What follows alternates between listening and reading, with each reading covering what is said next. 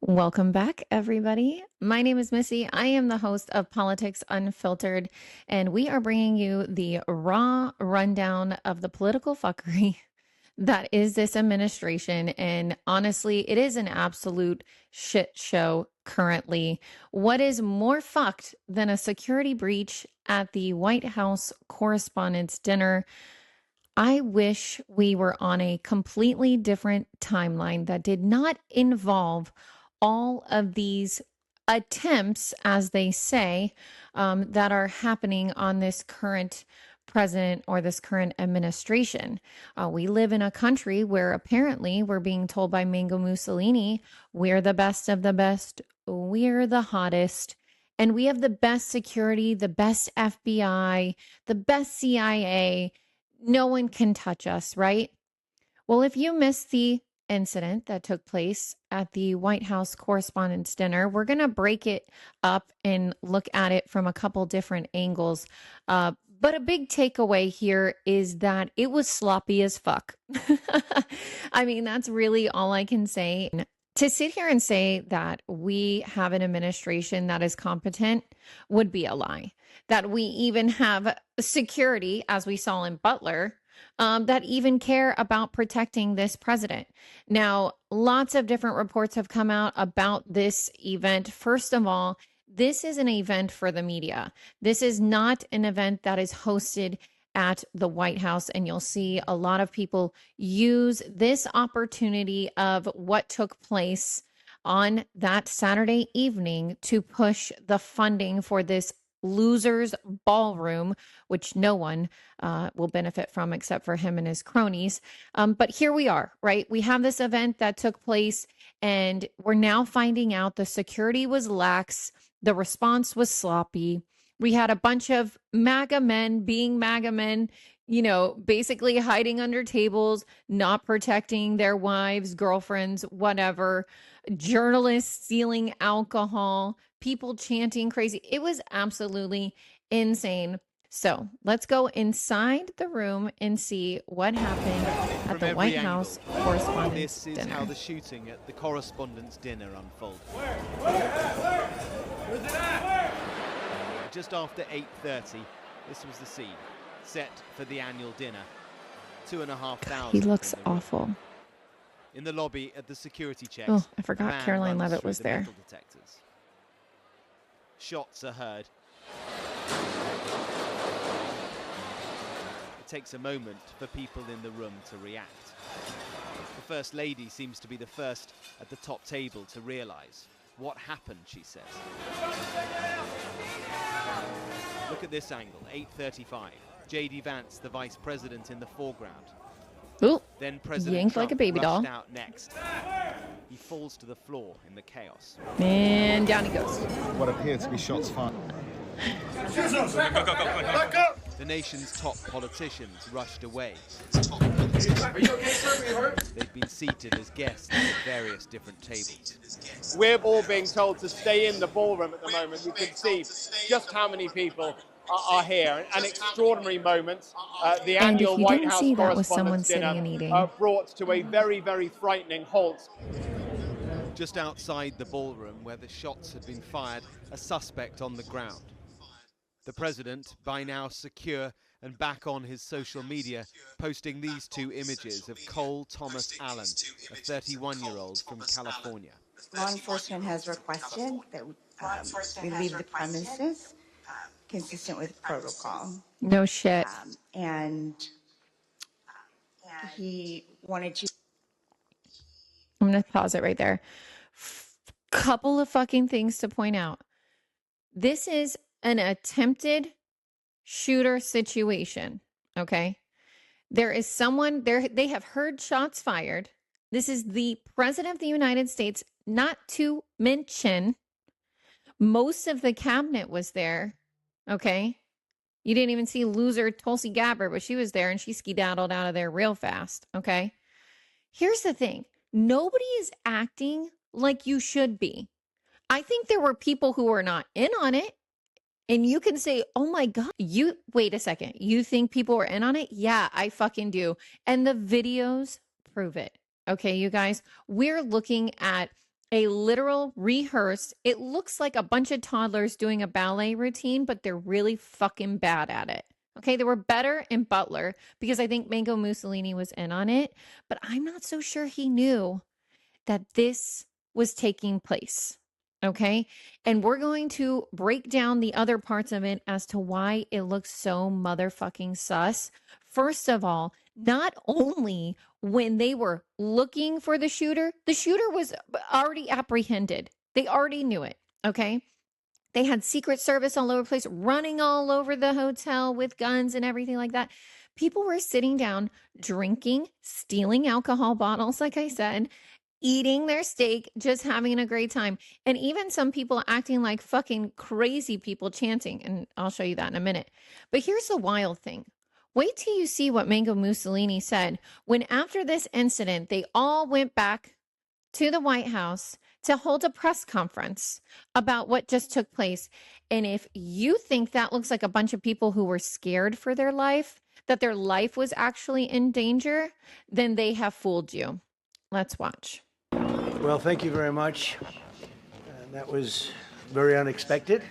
One officer was shot, but saved by the fact that he was wearing obviously a very good bulletproof vest. He was shot from very close. My impression is he was a lone wolf, whack job.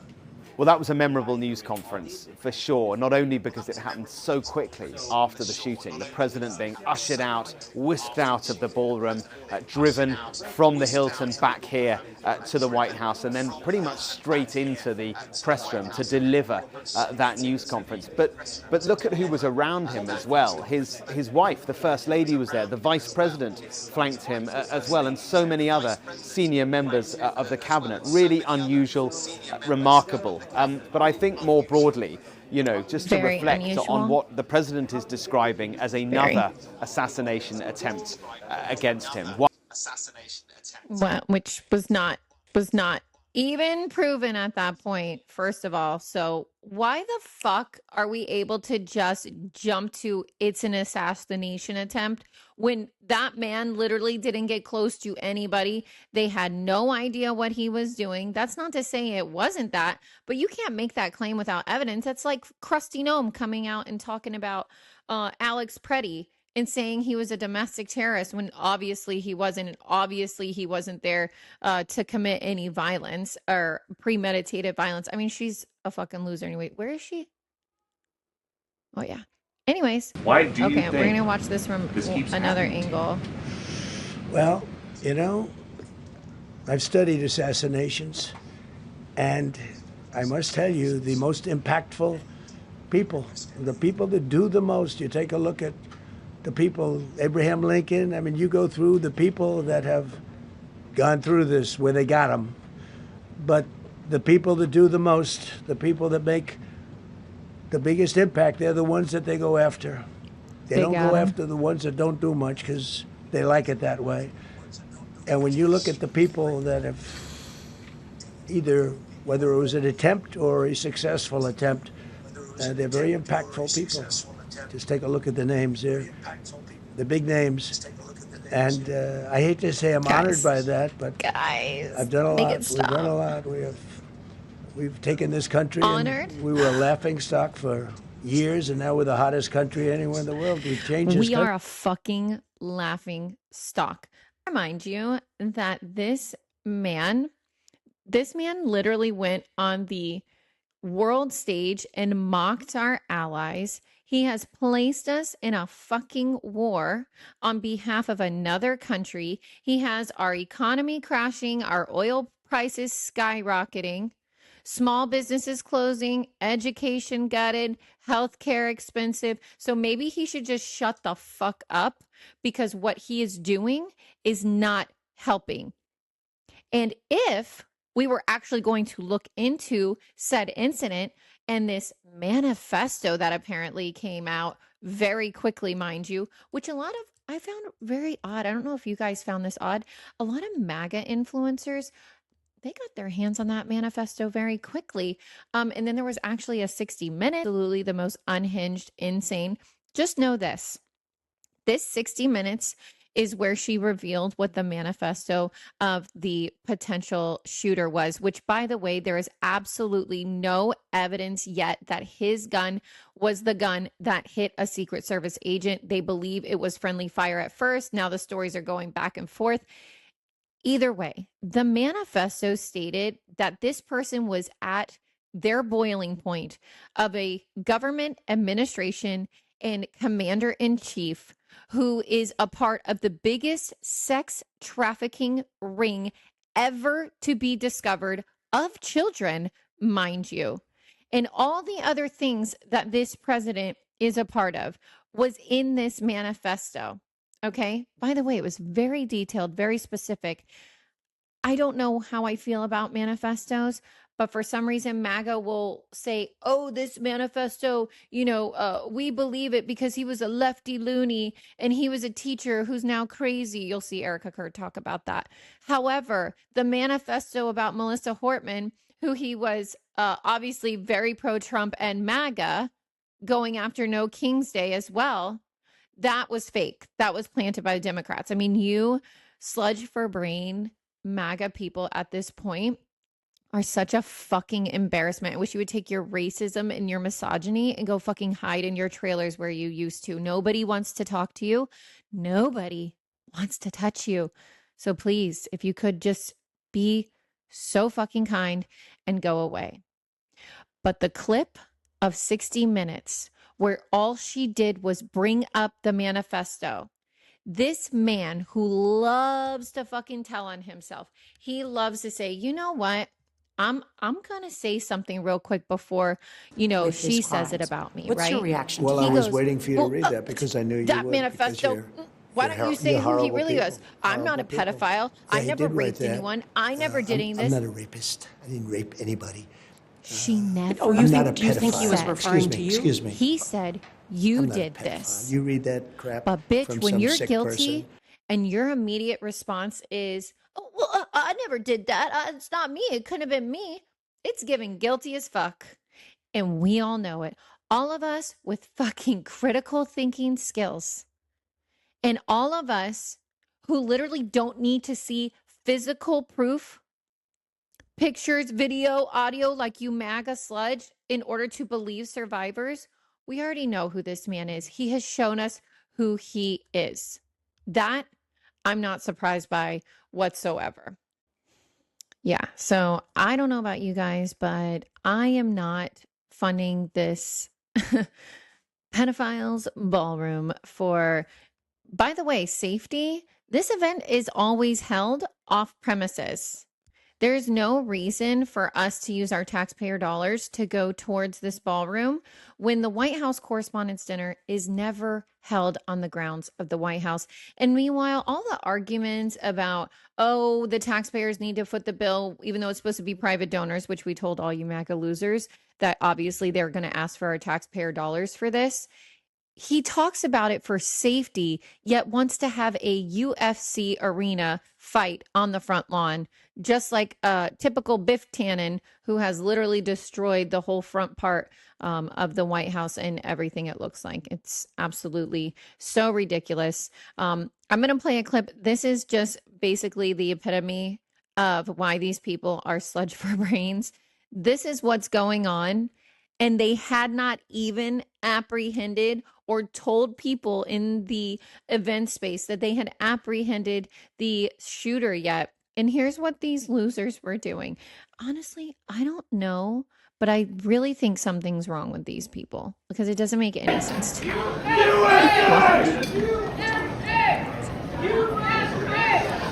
the fuck? Is this a campaign rally? I mean, it's just so embarrassing at this point. An active shooter and you're chanting USA. We've lost the plot. But let's not forget the star of the show. Was it Mango Mussolini? No. Was it FBI balls hiding under a table while his girlfriend was with someone else? No. Was it Stephen Miller making a sandwich out of his pregnant wife and his security guard? No. Was it RFK Jr. leaving his wife behind to get him to safety? No. It was Erica Mother Lemon Kirk herself, taking all the shine away from Mango Mussolini and how it was an attempt on his life. With this performance of I just want to go home. Here it is. I will show you guys.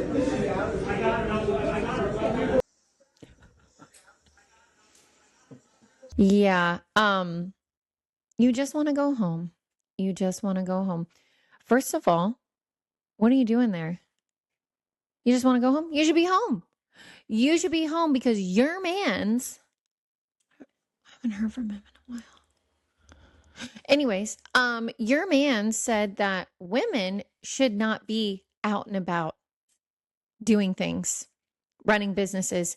Your job is to be at home with your children, being a mom, providing for your family by being a mom. That's your place, not a CEO, not an education, not getting all dressed up, not being interviewed, not doing any of this.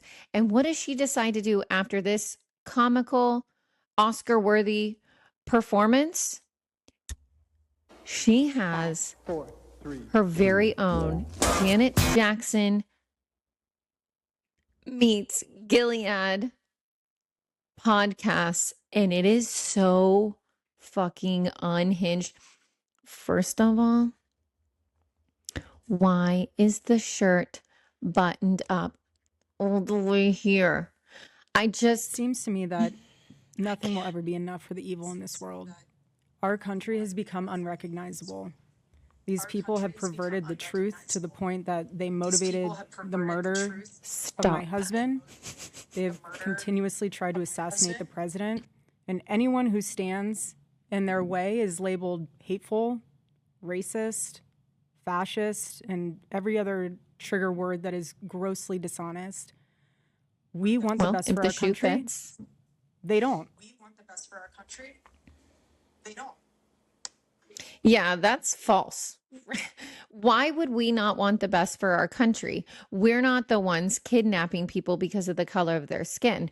We're not the ones gutting social programs that you guys take advantage of. We're not the ones trying to make it harder to have medical care. We're not the ones trying to make it harder for your kids to receive an education. Like, are you absolutely kidding me? This Every woman, morning I she's wake up absolutely to a new insane. headline lying about me. I have comedians so many good dressing up in clips. whiteface. That's not a thing. I have people saying That's I'm not a fit to be thing. CEO. Drewski is a comedian. And what Drewski never once called her out, said, "This is who I am," blah, blah, blah. He was just portraying someone. Okay. And she cried about it for days and days and days. Okay. It's so funny how these people get, they talk about how strong they are and patriots and they're alphas, and they're just snowflakes like her, all upset because everyone's calling out the bullshit that is the whole situation surrounding her husband and T-Pussa.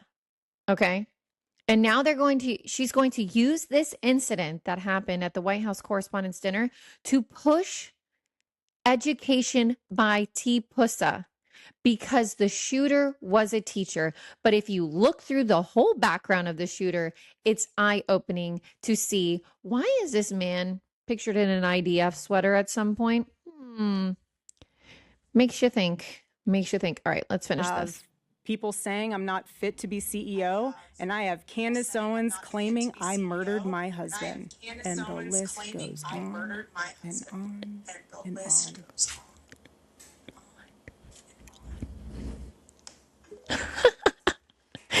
Okay, the last part is the most insane. The amount of memes that people have been able to pull out of this is why I love the left so much, because there is no way any of you losers on the right are creative enough to have come up with some of the things here.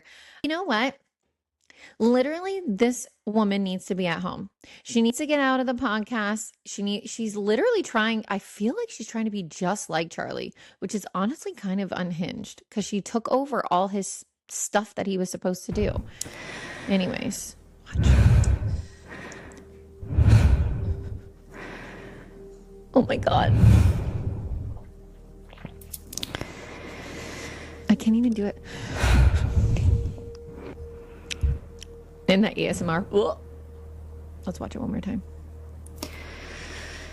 Bitch is so scary. I don't know the drag queen that does for the shows, and I'll put a thing of her up here right now. She is so funny. Father, forgive them, for they not know what they do.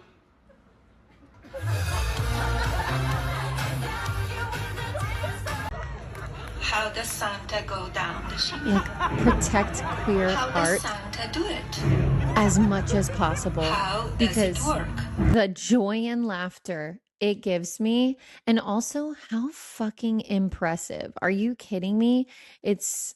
I don't think that we give it enough credit. And I'm not worried about drag queens coming in my spaces. I'm not worried about drag queens reading to my kids. It's a non-motherfucking issue in this country. And for all of you that are so against drag queens and queer art and things like that, I feel as if you are projecting a little bit. And I wish you well in your journey of figuring out who you are.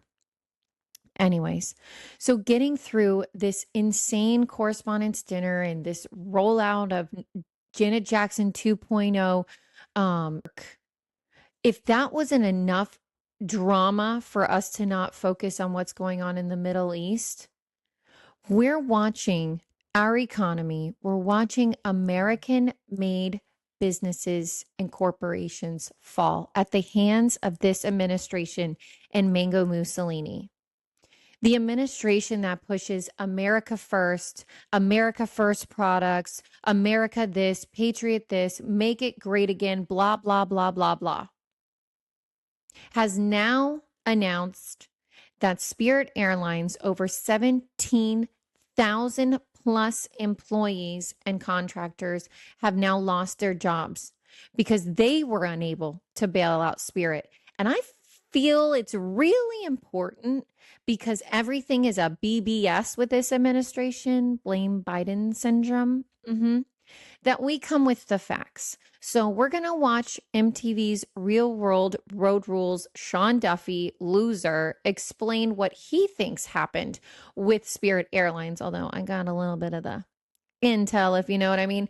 And also, you can just look it up and you can find it. Let's listen to this loser. Was not surprised by what happened today. We were aware of all of the options and potential decisions that Spirit was going to make. We have prepared. There was a number of ideas being floated on how the government could step in and be helpful to Spirit Airlines. The president was like a dog on a bone. Trying to figure out a way to keep Spirit afloat. He was to keep Spirit afloat. So here's what this president, this dog with a bone, he wanted 90% of the fleet, and Spirit said, no, bitch, we're not doing that. He wanted the fleet to use for military operations, for cargo, for all kinds of stuff. This would not be a good deal to do. They were not willing to sell 90% of the company to the government. And that should wake everybody up. So we have money to get a ballroom. We can find money to pay ICE. We can find money to send over to the IDF in Israel. But we can't bail out an American company where 17,000 plus jobs and people are now unemployed.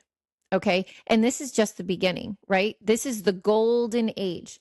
The thing about Spirit is it was the most affordable for families. And I want you to keep that in mind. Of Spirit. I was in the Oval many times hearing him talk about the employees and the customers. In the end, this was a creditor issue. Again, they have the final say of whether they want to do a deal with the government. But also from the government's perspective, we oftentimes don't have $500 million laying around in a spare account that we can put into a bailout of an airline. So there was creative thinking on how. But of course, they blame Biden because why not? There was a merger that didn't go through. There were talks with JetBlue and Spirit.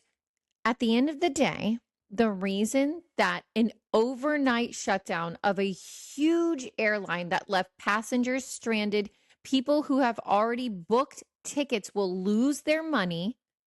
People who lost their jobs are now figuring out how they're going to feed their families, is because this administration wanted 90% of the fleet.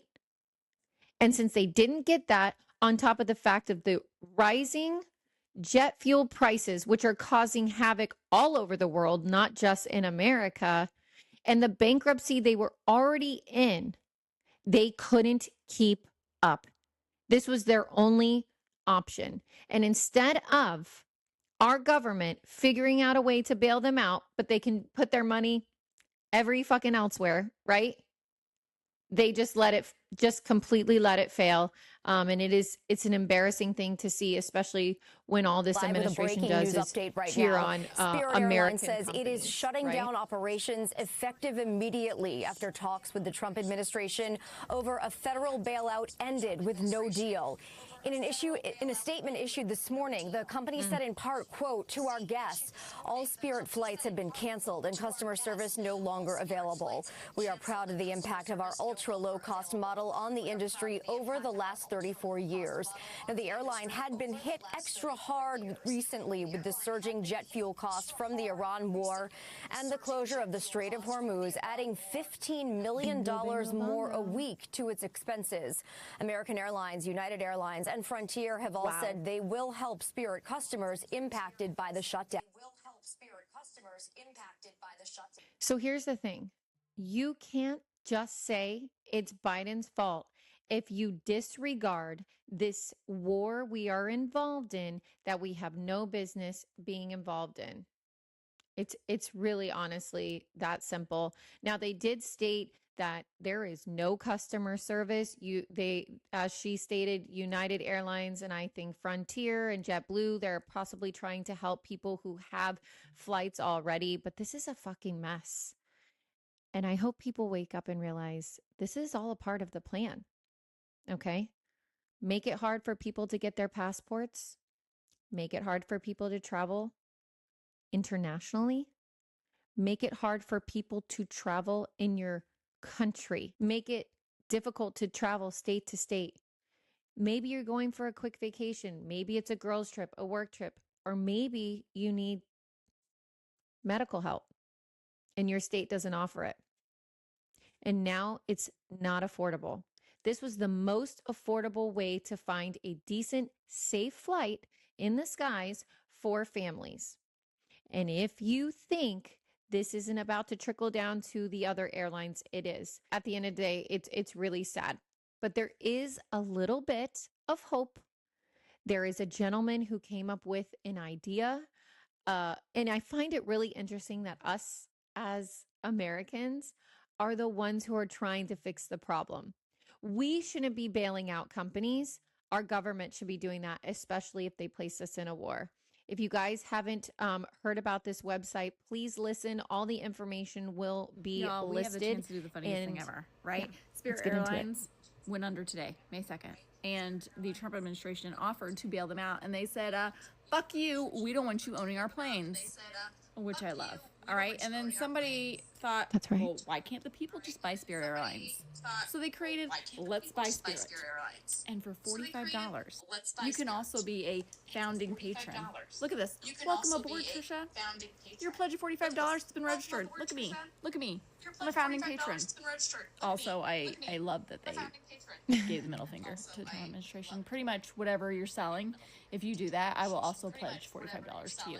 So as of the moment I did this, they had $1.6 million pledged. Now we're trying to get to $1.75 billion, which is a long way to go, but it's only been one day. There's less is a long way to go, but it's only been. So since it crashed because so many people want to help out. I mean, now obviously with everything going on in our country, it makes me feel amazing that there is that amount of people out there that have empathy and understanding and want to help all these people who just lost their jobs. But we as Americans should not have to foot the bill to do this. This is absolutely insanity. This administration loves to start a fire and typically come in and be the savior so they get credit for it. And now they're just letting it burn. And it's going to keep burning and keep burning. But if we can come together, that was what, 1 million she had? It's at 20 and it crashed. Hopefully it's back up and running once this episode comes out. But this is incredible, unprecedented if it happens. And what an amazing thing it would be to show us coming together as Americans to help out this company. It's really easy for this administration to just gut education, gut Medicaid, gut Medicare, while they're playing with the stocks, they're playing with our lives, our livelihood, and they're just making money. And meanwhile, this loser, Mango Mussolini, is unhinged. So unhinged, okay, that he literally goes to the villages to speak to the biggest crowd of old fart, boiled chicken, no season, knee pad wearing, slurp and derp cult about how he is smarter than them and he is older than most of the people in this 55 and up community. Okay? This man live socials over 70 posts back to back, some of the most insane things. Look at this image. Look at this image. First of all, the reflection pool that is now being spray painted blue, which, by the way, if you guys didn't know, someone vandalized it the other day and wrote 8647, which, if you don't know the whole seashell debacle going on, 86 mozzarella sticks means you're obviously getting a visit from the FBI if you ever worked in a restaurant. If you know, you know. Okay. Someone wrote 8647 graffiti style where they were painting the reflection pool. Love it. Kudos to them, whoever you are. And they're painting over it. They're spray painting it blue. This man live socials a picture of him in some sort of teenager body with other losers, acting like it's a pool. MAGA thinks he's trolling the libs. He's owning the libs. He's embarrassing. Look up the meaning of the reflection pool. This is embarrassing. Not to mention, you should check out the female in that image because that's not Melania, by the way. No peace in the Middle East. We've got insider trading.